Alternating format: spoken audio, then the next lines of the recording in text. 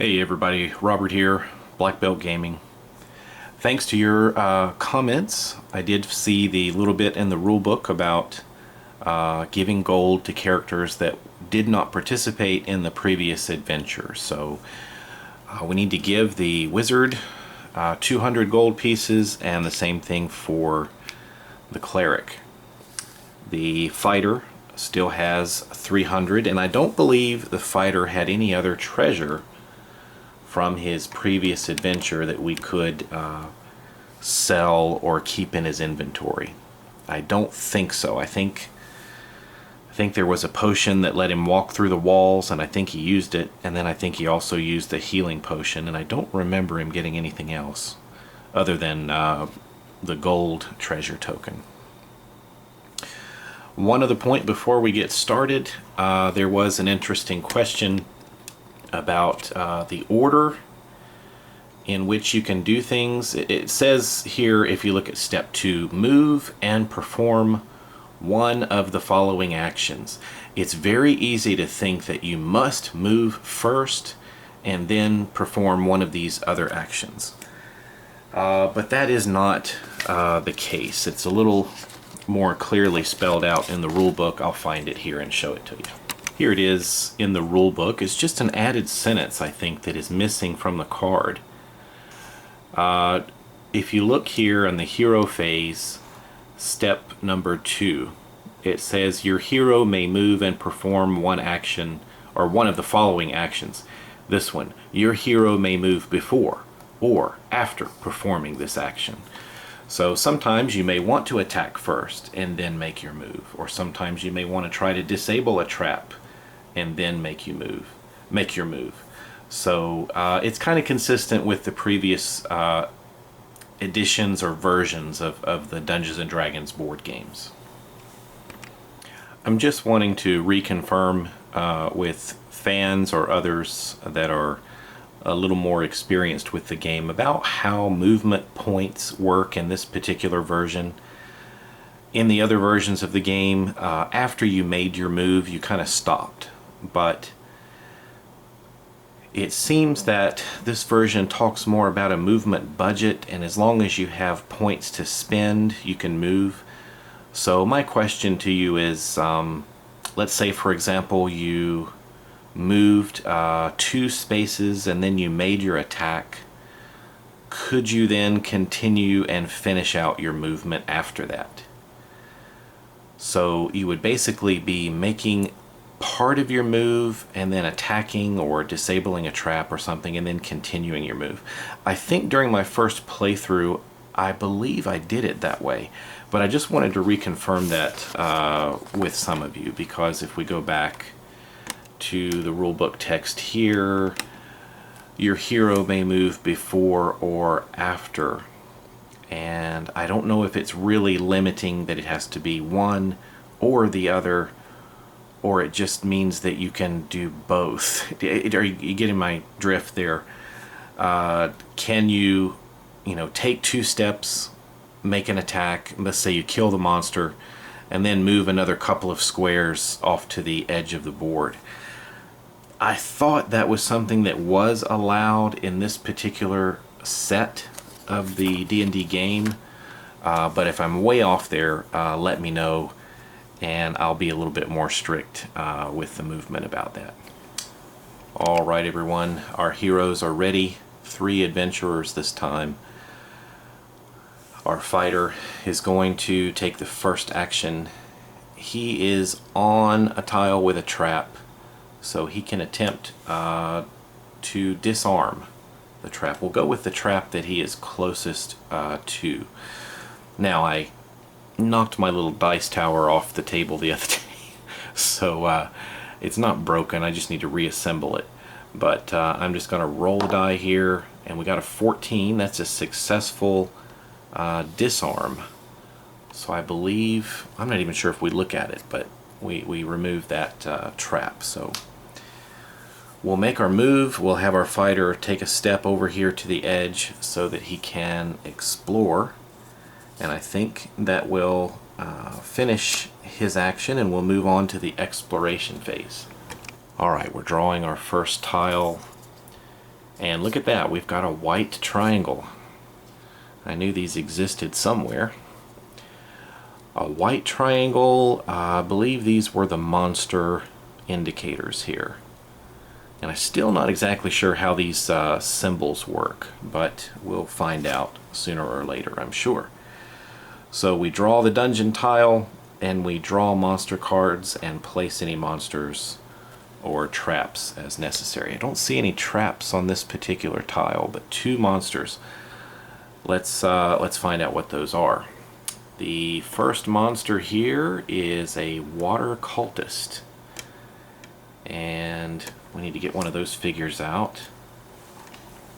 Alright, the water cultist has been played, and there are 2 monsters on this tile. So the next one is a hobgoblin fighter. I don't know if we saw that one in the last game, but let's grab his figure. And I guess he's teaming up here with the water cultist. Who really knows which one is in charge? But there they are. We'll continue on, and I think we'll go to the villain phase next. Alright, well let's take a look here. We've got the water cultist in the lead, and his card says that if he's within 1 tile of a hero, and he is, he moves adjacent to the closest hero and attacks with a coral sword. Alright, so really it looks like he's just going to take 1 step forward. That puts him adjacent to our fighter, and then he can make his attack. The fighter's armor class is 17, so let's roll the die here. That's an 11, and we're going with an 11 plus 6, and that's perfect. That's exactly what he needed to do. So I don't know if I encountered this one before. Let's take a look down here. It says when this one does damage, it does 1 damage and you move the hero 1 tile. That's interesting.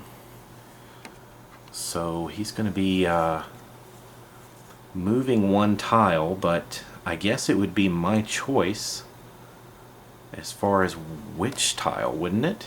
It doesn't say away. So what if this coral sword, you know, kind of ended up pulling him into the tile here with the other creatures? Maybe trying to keep my fighter on the front lines and let the healer, should his healing skills be adequate, keep the fighter alive and keep my wizard safe. So let's see if that's a legal move. And then we gotta go with the hobgoblin here. Let me get rid of some of that light. Got a strong glare. The hobgoblin fighter, he is within 1 tile. He's going to move adjacent and attack with his sword. So he's going to step up next to the fighter, and he's going to make an attack as well, plus 7 to his roll, so he just needs a 10. Whoa, look at that. A crit on the fighter. Fortunately, it doesn't really change the damage for him, which is a point of damage. So a total of 2 damage to our fighter. Alright, I've kind of got Alaros over here on the side, and we're going to mark him up a little bit with a couple of wound tokens. He's taken a total of 2 damage, and I think that's going to bring his turn to an end. Alright, here's the situation moving into our second hero. This is the cleric. The wizard is a little closer physically, but we're going to say it's the cleric's turn. And let me take a look at the cleric's action cards and see what kind of attack or power we want to use. Alright, our cleric is up first, and I think what I want him to do here is actually make an attack. And it's interesting, this cleric has a light crossbow. Kind of as an old school gamer here, I'm not used to seeing that. Clerics didn't have crossbows back in my day, but thankfully they do now.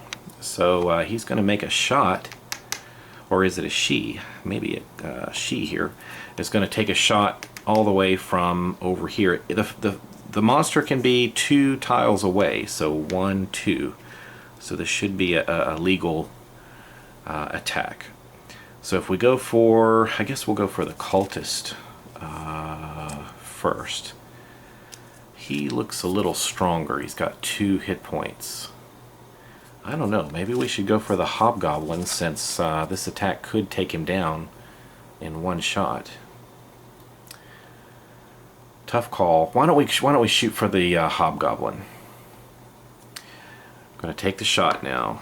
We've rolled a 16, and we're adding 6 to that, so that's more than enough. We actually managed to kill the hobgoblin with the light crossbow.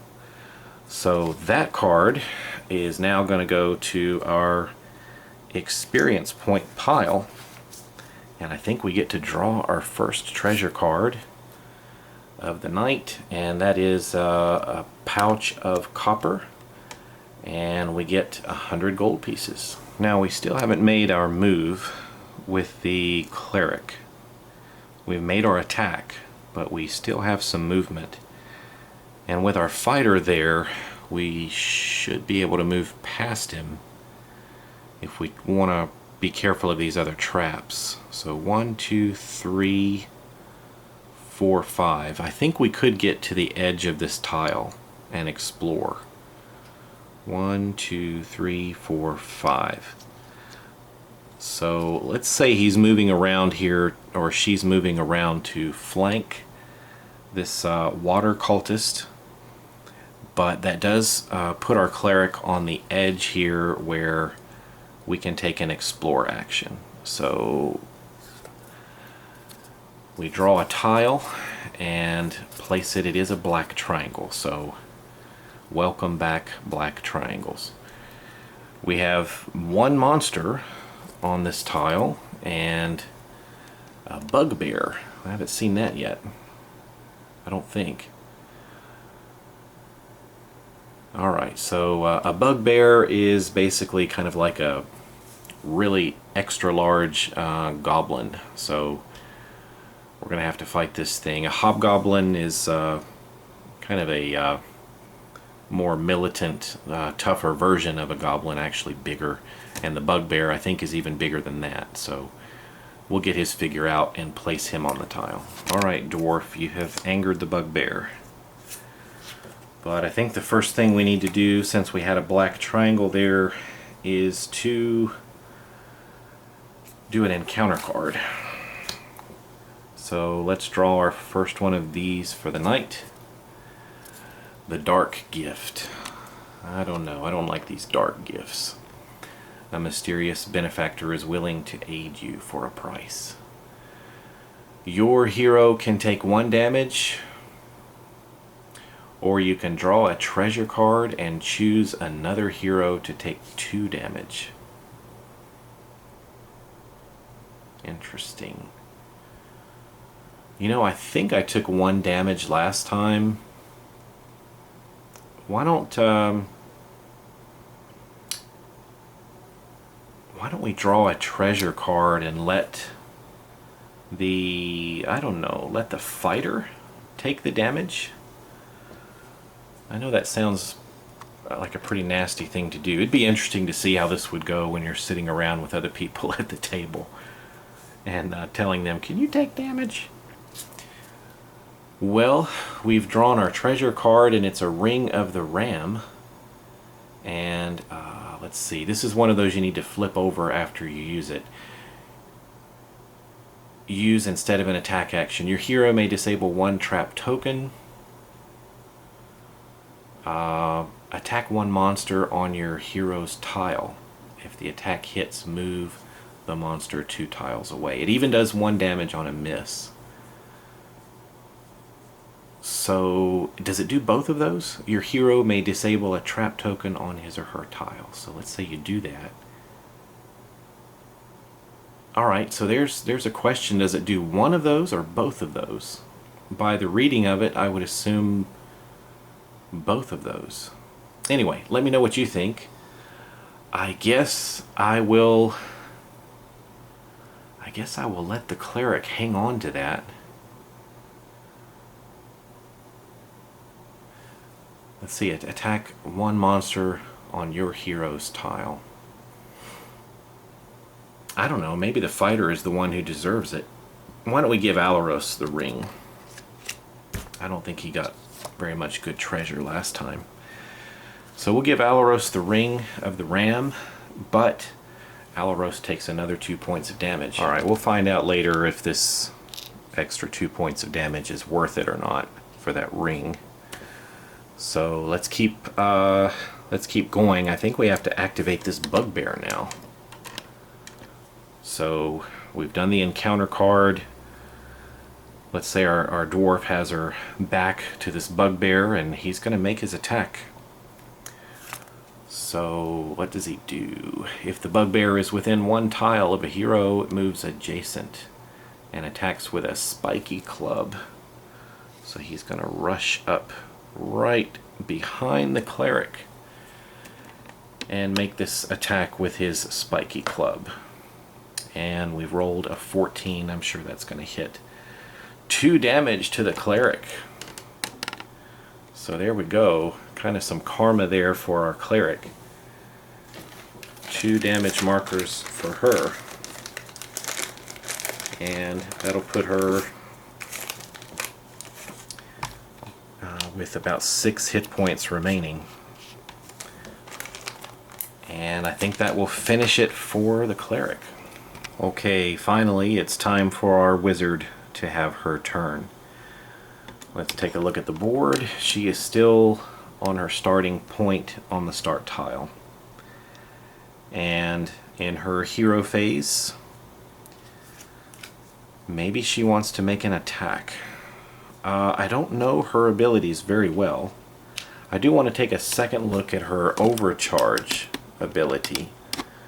It looks like to me that that's when she kind of channels extra power into an attack and it does +1 damage, but she takes a point of damage when she does that, sort of channeling all of that magical energy through her little frail body. So let's take a look here at what her abilities are, and looks like these are a couple of her at-wills, and let's find a good one to use.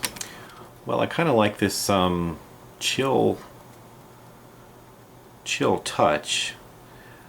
It says a ghostly skeletal hand assails enemies with the chill of the grave. You can attack one monster within one tile, so that could work with the cultist there. And it would put the stunned condition on that monster if it's a successful hit. I don't think the cultist's armor class is that high. I think it was 13. Why don't we try that? We're going to get +5 to our attack roll, and we rolled a 19. We're rolling well tonight, but we're rolling well for everybody. So that's 1 damage to the cultist, and this cultist is stunned as well. Alright, so I just double checked the stunned condition, and that's going to do a couple of things. Well, we did 1 point of damage, but what it will do for us is on the next turn that this cultist would activate, it doesn't activate. And then after that we take the condition off. It kind of shakes off the stunned condition. So it slows it down, and that's good. That leaves the cultist with only 1 hit point remaining. So we're back to our wizard and our choice about making a move. The wizard has a speed of 6. 1, 2, 3, 4, 5, 6. Once again, we've got a path cleared. We've already used our attack action, so let's go ahead and make our move all the way down here to the end and let her explore to the north. So that's going to end her hero phase. We'll draw our tile for the exploration phase, and there's our friend, the black triangle, yet again. No monsters, though. Well, I guess that's kind of a good thing, but we are going to get an encounter card. So let's randomly draw some traps. Once again, I just put these tokens face down so I can't see what they are. Alright, that will sort of wrap up that part. No monster cards need to be drawn. We're now going to go to the villain phase and take an encounter card. So our encounter card, of course, an invisible stalker. I remember back in the old, I believe it's the AD&D first edition monster manual. I think it was first edition. Anyway, the picture of an invisible stalker, is it first edition or second edition? It's just blank. There's nothing in there. It's just a blank box because it's invisible. Alright, an ally of the cult of the Howling Hatred. It tracks their enemies without mercy. Your hero discards one item treasure card. We don't have any, so it makes its attack. Well, we don't have any treasure to discard from our wizard, so it's going to make its attack on the wizard. It's rolling +7. Let's roll badly this time. 4. So 7, 8, 9, 10, 11.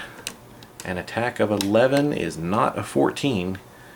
So good for us. Luck was on our wizard's side. So we still get 1 damage on the miss. So perhaps it wasn't a strong blow, but she was injured nevertheless. So 1 damage marker on our Sun Elf Wizard. Well, there you have it. With no other monsters to activate on the wizard's turn, that's going to bring our party's actions to an end for now. And there we are. Got 2 foes and a bunch of traps all over the place. And we're trying to head in here and eventually confront this water element, or air elemental. So we'll see what happens. Thanks for watching, everybody. Let me know if you spotted any errors or have any opinions about any of the questions that came up. And I'll catch you again for the next round of action very soon.